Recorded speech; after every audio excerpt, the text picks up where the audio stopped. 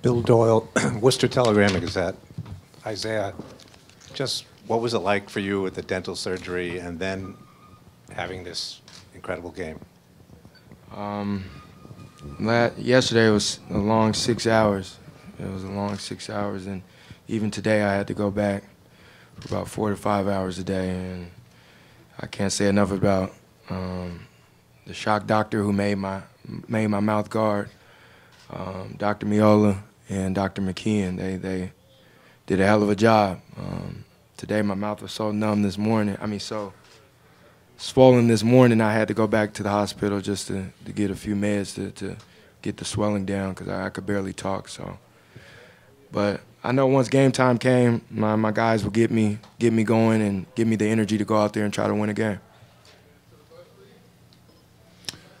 Isaiah, Steve Belpet, Boston Herald. At any point did you feel the shootout that you were in with John Wall? I know you guys are kind of close. Not really. I was so locked in. We were just trying to win. I was just trying to win. He was making great plays throughout the whole game, especially in the third quarter he got going. And I was just trying to get my team back in the flow of things, in the thick of things. And we did a hell of a job in the fourth quarter. Avery Bradley came back, played great defense. Marcus Smart, Al does what he did. It was a team effort tonight because there was times where you would think the game would be over, and they had the momentum, but we kept going. He's tough. I've been playing him since high school. He's one of my close friends. Probably the fastest guy in the NBA with the ball. And it's always tough to guard somebody that's like their strong hand is their right hand, but they go left better than they go right. So yeah, it's always tough. But Avery and those guys did a great job of helping me out. And then when it was time to lock down, we got the best defender in the NBA in Avery Bradley. Bob Schwan, the Citizen. Isaiah, you talked about it, your fourth quarter performance, but it just seemed tonight you had an extra energy in that fourth quarter. I think you talked about it, but can you talk about it some more?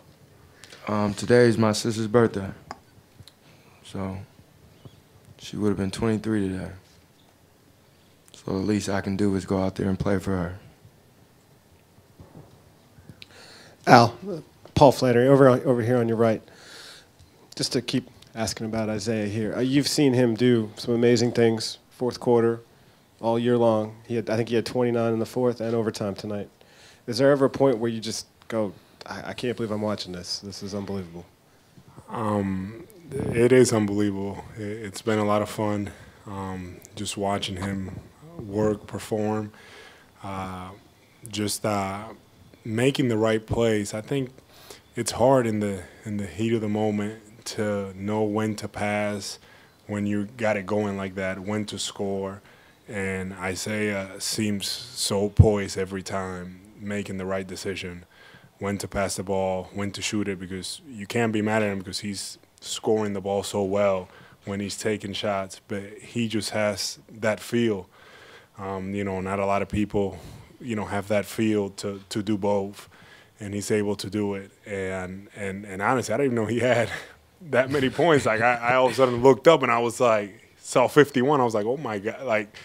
It's just a steady. He's just steady, and just the credit goes to him after going all that he's been going through, and that with the tooth and everything. I just don't think a lot of guys would have even played this game. So, it's something special, to after what he's gone through the past 36, 48 hours, to come out and drop 53. That's special. Joseph Pavone, WEI.com, Causeway Street Podcast. Isaiah, you were 1 point away from Celtics franchise playoff history. 53 points. Well, first of all, my first question is, what point did you realize you were close to 50? And my second question is, how much does that mean to you to have your name in such a storied franchise like the Boston Celtics? I didn't know I was close to 50. Like I said, I was so locked in that fourth quarter and that overtime because I wanted to win the game so bad that I didn't really know what I had. But I just knew I had to just keep being aggressive. Al was setting great screens and getting me open, and then I was just trying to get downhill on the bigs because I knew they were in foul trouble. So,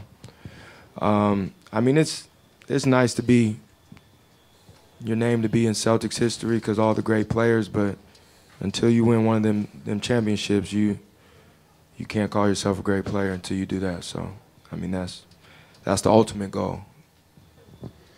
Isaiah, Mark D'Amico, Celtics.com, right in front of you, a little bit to the right. I think it was during the first or second quarter, you tried to split a double team, and you went down, and the impact of your face just went straight into the paint, nailed your face. What did that feel like? I mean, how much pain did that create? And do you think you would have been okay to continue playing if you didn't have that mouth guard in? I know that you had the choice to either wear it or not wear it. Yeah, that was my first time wearing a mouth guard, so the shock doctor, it worked. Because, I mean, if I didn't have it in, my teeth would probably been on the ground like it was in game one.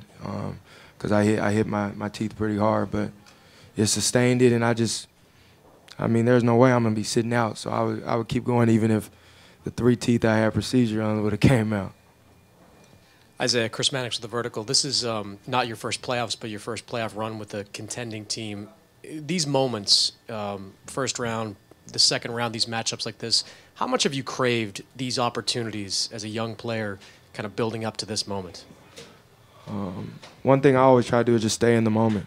I always dream of moments like this, of winning playoff series, winning playoff games, close games, overtime games in the playoffs, because those are where legends are born.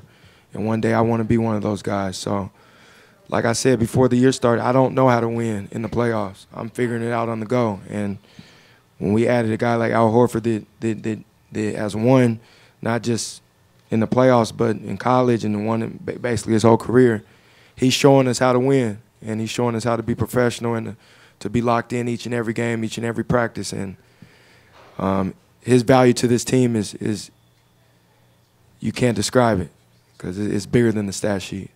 So he's helped me out a lot in that regard. Yeah. Isaiah, Steve Belpet again. Very critical question. How much did the mouth guard get in the way of your woofing?